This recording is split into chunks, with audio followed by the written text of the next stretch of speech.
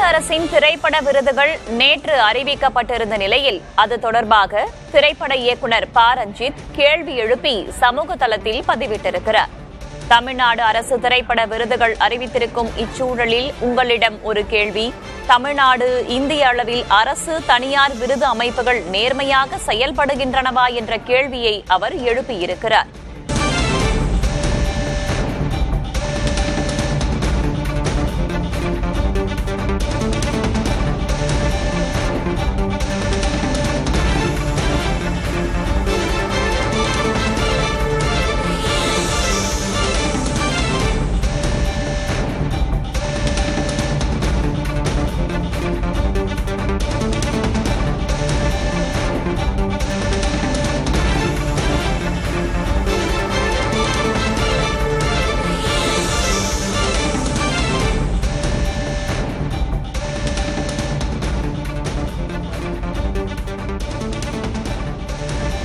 தமிழ்நாடு அரசின் திரைப்பட விருதுகள் தொடர்பாக திரைப்பட இயக்குனர் ப. ரஞ்சித் கேள்வி எழுப்பி சமூக வலைதளத்தில் பதிவிட்டிருக்கிறார்.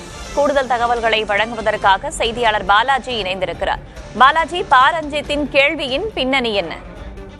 வேதவல்லி, தமிழ்நாடு அரசோட திரைப்பட விருதுகள் நேற்று அறிவிக்கப்பட்டது. இதுல 2016 இருந்து 2022 ஆண்டுகள் வரைக்குமான விருதுகள் தமிழ்நாடு அரசு சார்பில் அறிவிக்கப்பட்டது.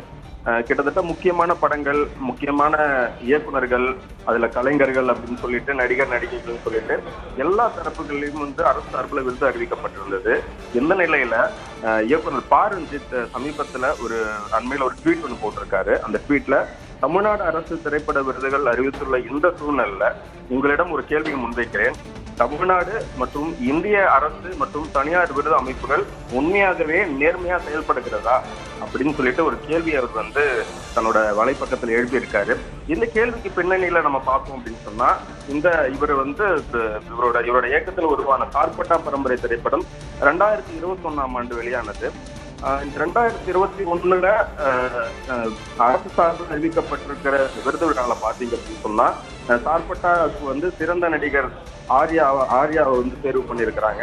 அப்புறம் ஒரு சில முக்கிய விருதுகள் மட்டும்தான் இந்த படத்துக்காக தான் அறிவிக்கப்பட்டிருக்கு. மற்றபடி சார்பட்டா பரம்பரை படத்துக்கான விருதுகள் வேற எதுவும் முக்கியமா இந்த பட்டியலில் இடம்பெறல. சார்பட்டா பரம்பரை திரைப்படம் வெளியான அப்பவே அந்த படம் பல முன்னணி கலைஞர்களால் அந்த படம் கொண்டாடப்பட்டது. ஒருவேளை இந்த படத்துக்கு விருது கிடைக்காத காரணத்தினால ரஞ்சித் இந்த கேள்வி எழுப்பியிருக்கிறாரா அப்படின்னு சொல்லிட்டு சமூக வலைதளங்கள்ல பல்வேறு விதமான கருத்துக்கள் எழுந்திருக்கு வேதவல்லி. இது மட்டும் இல்லாம மிக மிக அவசரம்னு ஒரு திரைப்படம் வெளியானது. சுரேஷ் காமாட்சி அவர்களோட தயாரிப்புல நேற்று தயாரிப்பாளர் சுரேஷ் காமாட்சி இந்த மிக மிக விருதுகள், மிக மிக அவசரம் படத்துக்கு அரசு சார்பில் விருதுகள் அறிவிக்கப்படல அப்படின்னு சொல்லிட்டு தன்னோட வருத்தத்தையும் பதிவு செஞ்சிருக்காரு. இது தொடர்பாக வேறு யாரேனும் கருத்து தெரிவித்திருக்கிறார்களா புனிதா பாலாஜி? நான் நேற்று அண்மையில நம்ம அறம் படத்தோட இயக்குனர் கோபி நாயனார் கிட்ட பேசியிருந்தப்ப கோபி நாயனாரும் இது சம்பந்தமான வருத்தத்தை பதிவு பண்ணியிருந்தாரு. அறம் திரைப்படம் இந்த 2017 ஆண்டு வெளியானது. இந்த படத்துக்கு 2000 ஆண்டுக்கான திரைப்பட விருதுகள்ல சிறந்த படத்துக்கான முதல் பரிசு கிடைச்சது. அது மட்டும் இல்லாம சிறந்த நடிகையா நயன்தாரா தேர்வு செய்யப்பட்டிருக்காங்க. இந்த 2017 ஆண்டு பட்டியல மட்டும் கொடுக்கப்பட்டிருக்கு. ஆனா இது சிறந்த இயக்குநருக்கான விருது தனக்கு அறிவிக்கப்படலை அப்படின்னு சொல்லிட்டு கோபி நாயனாரும் தன்னோட வருத்தத்தை பதிவு பண்ணியிருந்தாரு. இன்னும் அடுத்தடுத்த தகவல்களின் அடிப்படையில இந்த விருதுகள் தொடர்பான அறிவிப்புகள் வெளியாக எதிர்பார்க்கலாம். சேதவல்லி, மிக மிக அவசரம் படத்திற்கு விருது வழங்காததற்கு அதன் தயாரிப்பாளர் சுரேஷ் காமாட்சியும் முன்னதாக அதிருப்தி தெரிவித்திருந்தாரே, அது குறித்த கூடுதல் விவரம் என்ன? மிக மிக அவசரம் திரைப்படம் ஒரு குறைந்த பட்ஜெட்ல உருவாக்கப்பட்ட ஒரு முக்கியமான திரைப்படம். காவலர்களோட, குறிப்பா பெண் காவலர்களோட சந்திக்கக்கூடிய பிரச்சனைகளை அடிப்படையா வச்சு அந்த படம் உருவாக்கப்பட்டிருந்தது. அந்த படத்துக்கு விருது கிடைக்கும் சொல்லிட்டு ஏற்கனவே பெரும்பாலும் எதிர்பார்க்கப்பட்ட நிலையில அரசு சார்பில் அந்த படத்துக்கு விருது எதுவும் அறிவிக்கப்படாதது தனக்கு பெரும் வருத்தம் ஏற்படுகிறதா சுரேஷ் காமாட்சி சொல்லியிருந்தாரு, வேதவல்லி பதிவு பண்ணியிருந்தாரு. அடுத்தடுத்து அவர் அந்த இது சம்பந்தமா பேசுவார் எதிர்பார்க்கலாம். நேற்று இந்த திரைப்பட விருதுகள் அறிவிக்கப்பட்டதல்லவா, அது குறித்து தமிழ்நாடு அரசு சார்பில் என்னவெல்லாம் தெரிவிக்கப்பட்டிருந்தது, எப்படி தேர்வு செய்யப்பட்டன என்பது குறித்து ஏதேனும் விளக்கம் கொடுக்கப்பட்டிருந்ததா? இது தொடர்பா இதுவரைக்கும் எந்த விளக்கமும் கொடுக்கப்படல. அதாவது இந்த மாதிரி விருதுகள் தேர்வு செய்யப்படுறதற்கு அரசு சார்பில் ஒரு தேர்வுக்கு ஒரு ஜூரி வந்து ஏற்பாடு செய்வாங்க. அந்த ஜூரியில பாத்தீங்கன்னா நம்ம தமிழ் திரைத்துறையில இருக்கிற முக்கிய கலைஞர்கள் உறுப்பினர்கள் எல்லாம் வந்து ஒரு குழுவா ஏற்படுத்துவாங்க.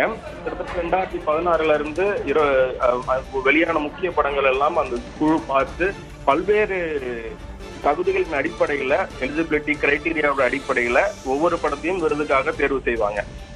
அந்த அடிப்படையில தான் இந்தந்த படங்களுக்கான விருதுகள் வந்து நம்ம வந்து அறிவிக்கப்பட்டதா நம்ம எடுத்திருக்கலாம். ஆனா அரசு சார்பில் இருந்து இது எந்த மாதிரியான அறிவிப்புகள் இன்னும் வெளியாகல.